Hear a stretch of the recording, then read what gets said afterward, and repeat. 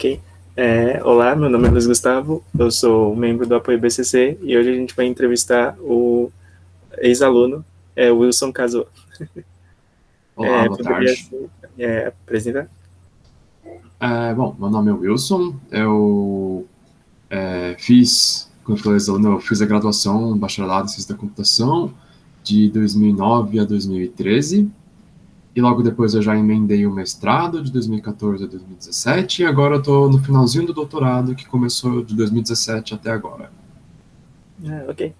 Você poderia contar por que você escolheu fazer o BCC? Claro. É, Minha motivação, acho que a gente vai falar bastante disso depois, sempre foi trabalhar com desenvolvimento de jogos. Entre o final do Fundamental 2 e o começo do ensino médio, eu me envolvi com a comunidade de servidores de Tibia, é um jogo bem antigo, não sei se o pessoal ainda conhece hoje em dia, que era um jogo oficial, um MMORPG, e aí os jogadores começaram a fazer servidores privados desse jogo, e era escrito em C++, e eu gostava muito do jogo. Eu falei, nossa, eu posso ter meu próprio servidor. Eu peguei o código, comecei a mexer e fui aprendendo. Eu comecei copiando e colando coisa de fórum, e aos poucos fui aprendendo e falei, nossa, tipo, eu quero fazer isso pro resto da vida. Então, aí com isso você participou do USP Game Dev depois, né? Isso, eu não só participei, no primeiro ano, lá em 2009, no finalzinho do ano, em novembro, eu fui uma das 20 e poucas pessoas que fundou o grupo. Começou com um e-mail que rodou entre o IME e a Poli, e a gente falou, quem aí tá a fim de fazer um jogo? A gente se juntou lá na Poli e falou, vamos fazer um jogo assim, assim, assado, e ao longo do ano de 2010 a gente fez esse primeiro jogo, que foi o Horizon, dá pra ver lá no nosso itch.io, depois eu posso passar o link pra vocês. Foi um jogo que a gente quis fazer do zero. A gente escreveu ele em C++, a gente pegou tipo, só os frameworks básicos de abrir janela, tocar som, desenhar imagem, e a gente fez ele do zero. E depois a gente falou, poxa, gostamos, vamos continuar fazendo jogos, e aí aos poucos os Game Dev foi se formando depois disso. Nessa primeira época a gente não tinha esse nome ainda, a gente decidiu o nome, pensou em como conseguir novos membros, como ter novos projetos, e estamos aí há mais de 10 anos agora. Sim. Você poderia contar um pouco sobre essa experiência dos 10 anos? Claro. Então, depois que a gente fez esse primeiro projeto do Horizon, junto com ele a gente também fez a gente pegou o código que a gente fez para a engine do jogo e depois a gente separou esse código para fazer mais alguns jogos usando a mesma engine. Eventualmente, um dos módulos dessa engine, que era um módulo para ler arquivos de script, virou o meu TCC e de um amigo meu, a gente fez junto. É engraçado porque eu sempre gostei em termos de linguagem de script, eu gostava muito de Lua, esse meu amigo gostava muito de Python, a gente vivia discutindo, e ele falou, putz, vamos no TCC fazer aqui no Horizon, a gente consegue usar os dois ao mesmo tempo? E aí o nosso TCC foi isso, foi um módulo da engine do Horizon que conseguia, você falava, lê esse script aqui, ele olhava a extensão do arquivo, via se era Python, se era Lua, e sabia carregar de acordo com isso. E ele sabia comunicar entre os dois, então eu podia criar um objeto no Lua, mandar para o Python, mandar para o C++ e fazer o que eu quisesse. Esse foi o nosso TCC. E aí, do Speaking Dev, então, nesse primeiro tempo a gente trabalhou um tempão no Horizon, a gente começou a fazer com os outros jogos. A gente teve um pouco de dificuldade de conseguir pessoas novas no começo, porque a gente começou muito com esse perfil mais baixo nível de programação e era meio difícil do pessoal chegar. E aí, conforme o pessoal do meu ano e mais ou menos do meu ano, os meus veteranos e alguns dos meus bichos começaram a se formando, o grupo foi diminuindo.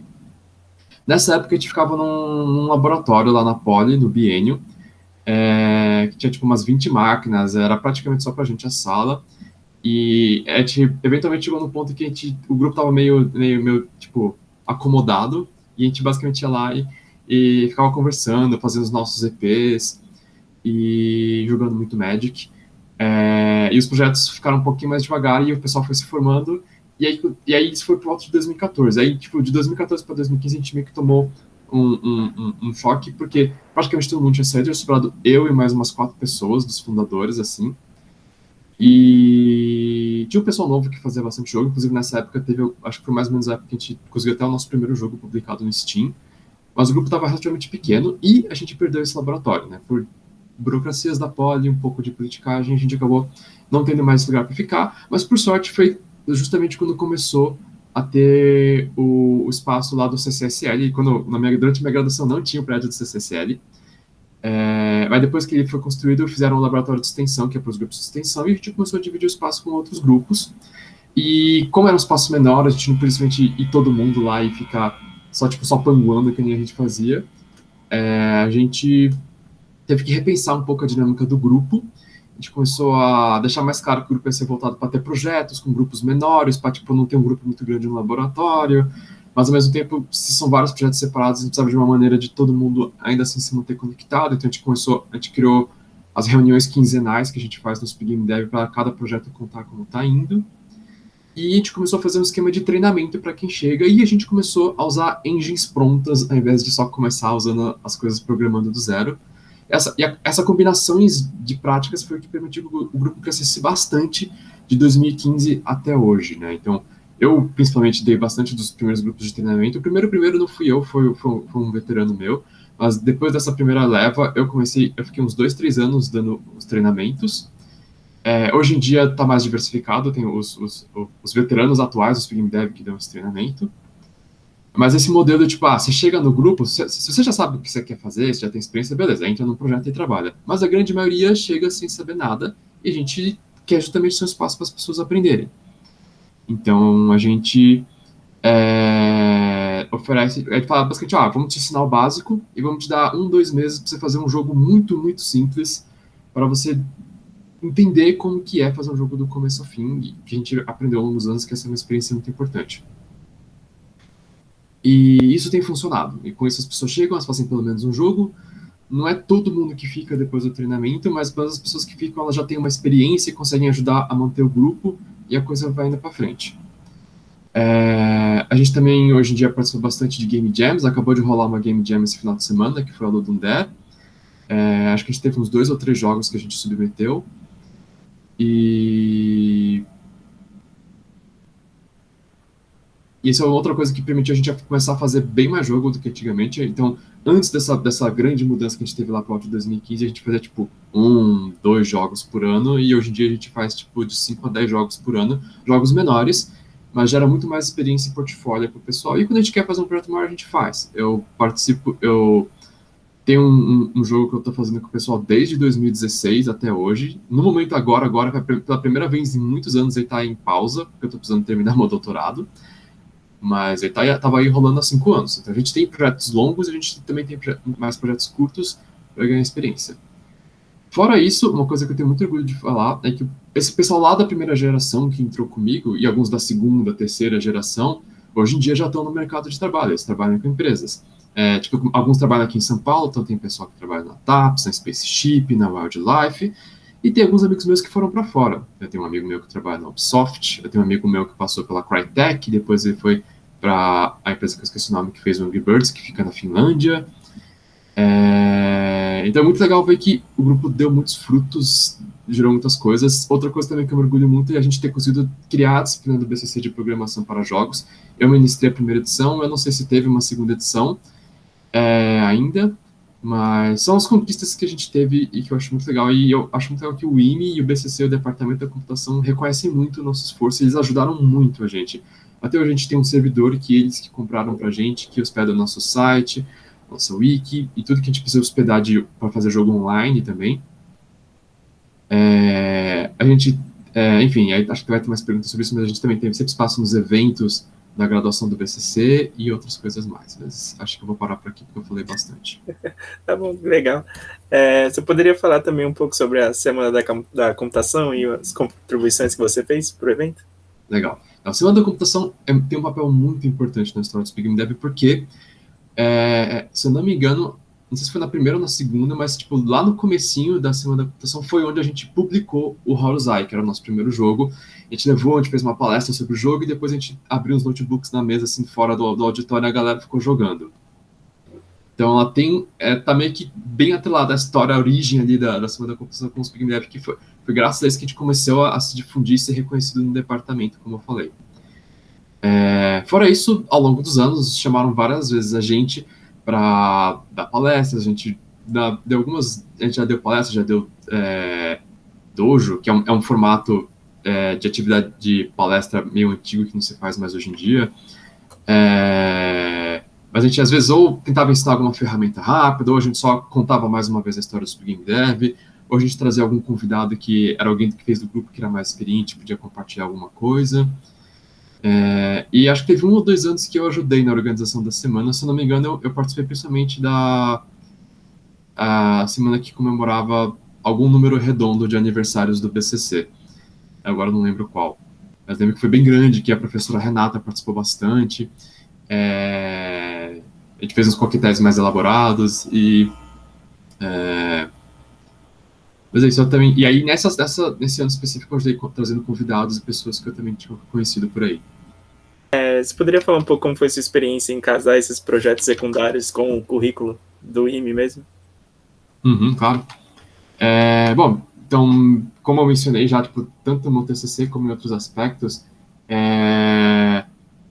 eu sempre senti que as atividades que eu fiz no Speed Game Dev complementaram muito o que eu fiz na graduação e vice-versa, né? Conforme eu ia aprendendo coisas na graduação, eu ficava louco para querer usar isso em algum jogo.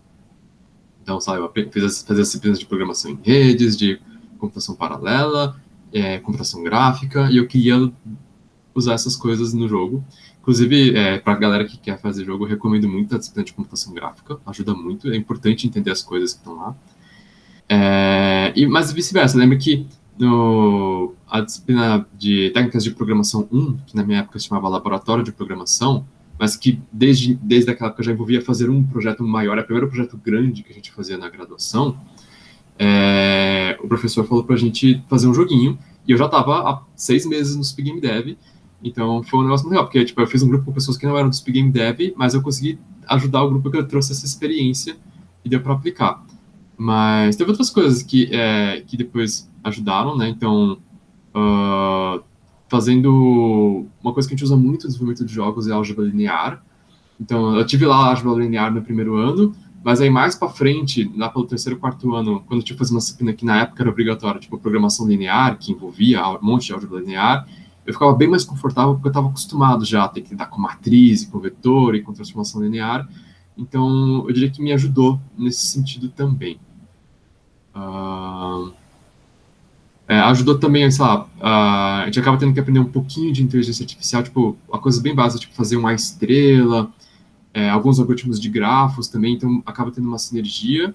E, é claro, toda a parte de complexidade computacional, de análise de algoritmos, tipo, porque num jogo é um sistema que tem que ser muito performático, né? Você tem que manter lá os 60 FPS do jogo, então a gente sempre ficava atento e botava em prática as coisas que a gente aprendia na análise de algoritmo, tipo, sabe, por exemplo, algoritmos de colisão, é um negócio que a gente sabe que é n quadrado, então a gente tem que tentar melhorar o caso médio, então a gente usa umas estruturas de dados, a gente usa umas árvores para tentar limitar as verificações de colisão, então tudo isso a gente usava. E o próprio TCC, né, a gente trabalhou com linguagem de script, a gente fez umas coisas meio sofisticadas, a gente fez um negócio que, por exemplo, ele lia o seu código em C++ para poder gerar o código de cola com as linguagens de Lua e Python. Então, a gente precisou usar gramáticas, a gente precisou fazer um parser e um interpretador bem simplesinho de declarações em C++ para conseguir ajudar a gente. Então, entra a disciplina de autômatos e outras coisas. Então, sempre tem essas coisas completando. No meu mestrado, eu trabalhei com trilhas sonoras em tempo real para jogos. Então, entra a disciplina de computação musical, entra cálculo, entra a transformada de Fourier, entre algumas coisas aí que a gente vê na graduação que começa a ficar uma coisa mais de optativas, mas são coisas que eu juntava. E agora no doutorado eu trabalho com arquitetura de software, então entram disciplinas como a disciplina, eu não sei agora qual é o equivalente à disciplina de engenharia de software, entra um pouquinho de métodos ágeis e programação orientada a objetos, né, design patterns, toda essa conversa. Então sempre tem uma relação bem forte com o que eu faço na graduação. Então eu nunca senti que tipo, eu tive que equilibrar, eu senti que as duas coisas se reforçavam. Sim. E o quão importante você considera hoje todos esses projetos extracurriculares que você fez para a sua formação, mesmo como cientista da computação? Eu considero fundamentais, porque É uma coisa que ainda falta bastante na graduação, e isso eu acho que é realmente meio complicado, porque existe problemas infraestruturais que precisa resolver para isso. Não tem muitas disciplinas que você coloca a mão na massa, né? Acho que os maiores exemplos que tem nas disciplinas obrigatórias, acho que só técnicas de programação, e das optativas, acho que a melhor disciplina nesse sentido é laboratório de métodos ágeis, recomendo muito também. Mas então, aí dá essa experiência porque a gente está desde o nosso primeiro ano programando coisas de pequeno, médio e grande porte. É um negócio que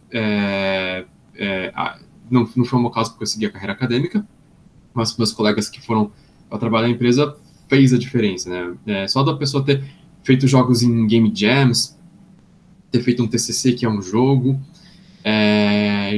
e ter a formação forte do bacharelado em ciência da computação da USP já praticamente garante a vaga dele em qualquer empresa de jogos daqui da cidade, por exemplo. E ganhando um pouco mais de experiência, consegue depois ir para fora. E aí, no caso, como eu estou na carreira acadêmica, então eu ainda uso muito do que eu fiz na graduação, né? De vez em quando eu tenho que falar de um teorema, eu ainda tenho que eu escrevo artigos, escrevo a minha tese. Então, as coisas da graduação ainda estão relativamente presentes no meu dia a dia. Sim. E como tem sido sua experiência após ter se graduado? E como você vê os anos de graduação agora? Eu acho que a graduação foi tranquilamente um dos melhores momentos da minha vida.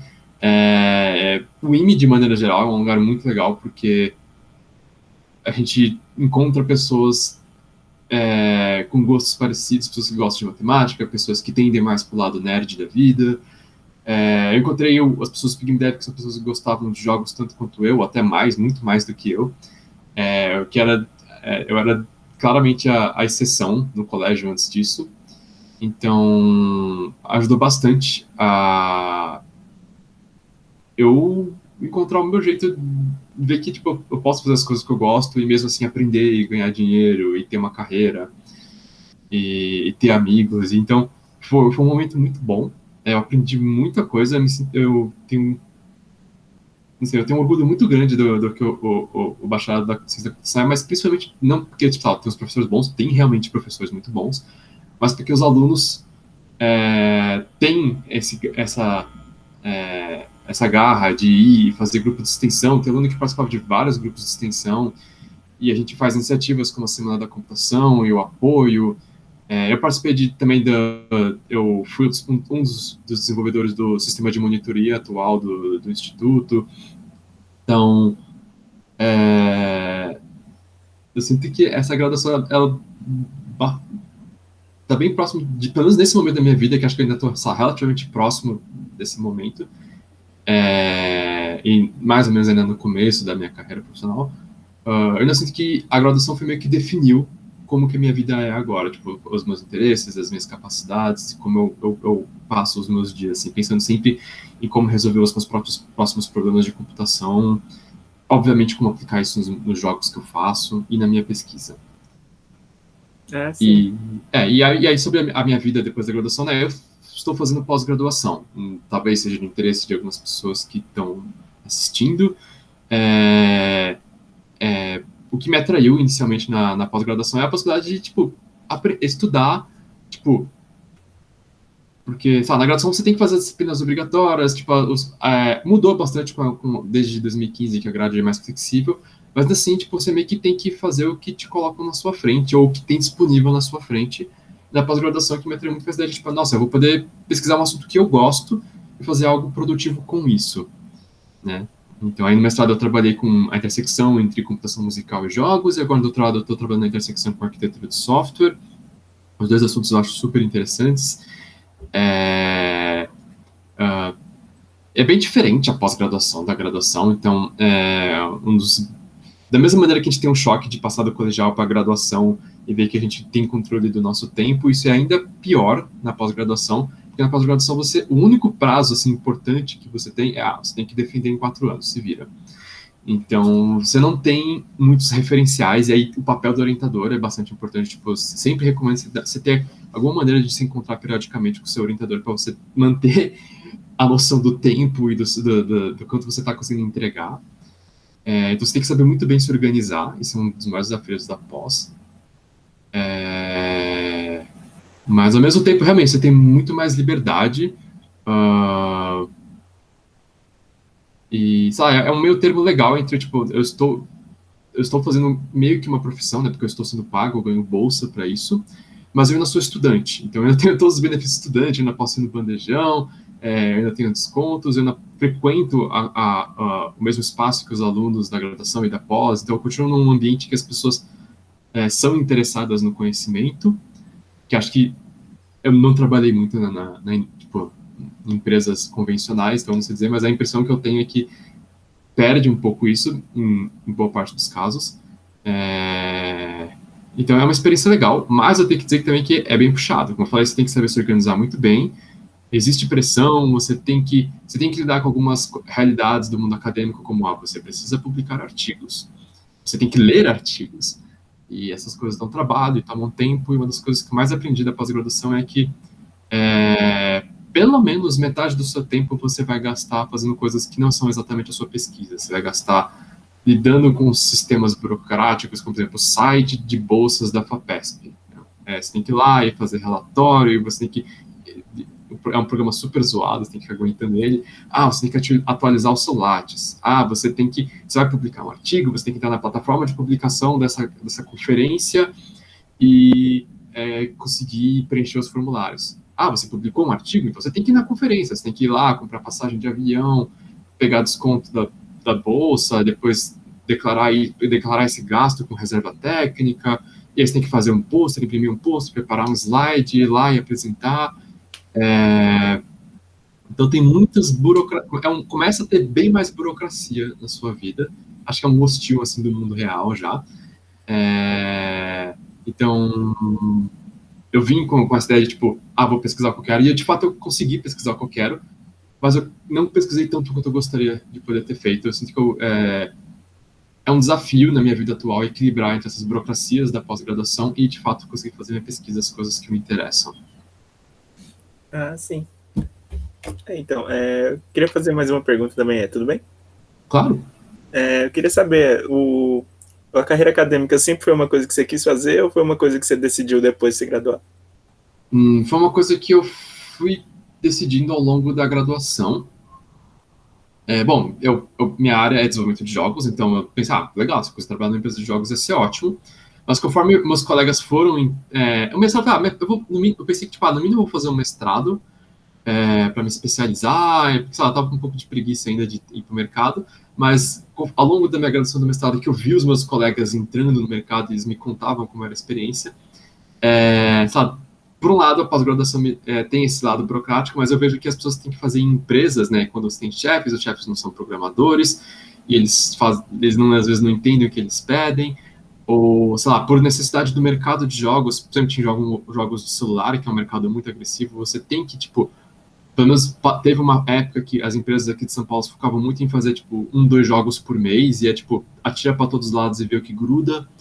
Essas coisas me desanimavam bastante, porque não era, tipo, o meu ideal de fazer jogos, eu queria fazer jogos, sempre quis fazer jogos de maneira mais autoral. Mesmo na comunidade em geral da indústria de jogos, isso ainda é um ideal. Então, eu meio que enxerguei na carreira acadêmica um jeito de manter essa autonomia que eu queria. E veio a autonomia, veio as responsabilidades da autonomia, aprendi muita coisa, vi que não era tudo isso, mas ao mesmo tempo, me deu uma formação muito forte, me levou para lugares interessantes, então, de fato, eu conheci pesquisadores muito bons, eu li artigos que talvez eu nunca tivesse lido se eu só fosse para trabalhar numa empresa de jogos, então, eu aprendi coisas que eu não sei se eu teria aprendido se não tivesse visto aqui, e isso eu acho que foi algo que eu queria e eu consegui, pelo menos em boa parte. Então, por um lado, foi um pouco de inércia de ter ido para pós-graduação. Sei lá, a ideia de ganhar a bolsa, não ter que pagar imposto e estar ganhando para aprender, parecia para mim muito perfeita. Não é perfeita, é bom, mas não é perfeito. E aí Mas, ao mesmo tempo, agora que eu fiz muita pesquisa, eu tô no ponto que, tipo, nossa, eu acho que eu aceitaria trabalhar numa empresa de jogos, porque gostei de fazer pesquisa, aprendi muita coisa, mas agora eu quero fazer os jogos, né? Então, acabando meu doutorado, eu ainda não sei exatamente para que lado que eu vou. Talvez eu continue na carreira acadêmica, porque eu já fui convidado para dar aulas em outras empresas, em outras faculdades, faculdades particulares mesmo. Até porque, sei lá, quando a USP vai ter vaga de professor de novo.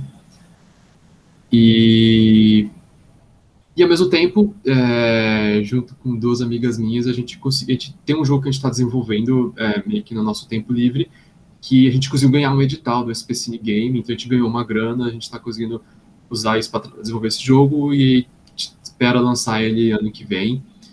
E então talvez isso seja a minha porta de entrada para talvez conseguir seguir uma carreira como um estúdio mais independente, fazendo os nossos próprios jogos. Então, hoje em dia eu, tipo, acho que eu consegui o que eu queria da minha pós-graduação. Ainda tem um pouquinho, né? Ainda tem que terminar de escrever a tese, então acho que ainda tem algumas coisas para aprender. Mas meio que não vejo a hora de botar o que eu aprendi para usar, assim, e fazer jogos legais com isso. Sim. Muito obrigado pelo seu tempo. Que isso, espero não ter falado demais, desculpa.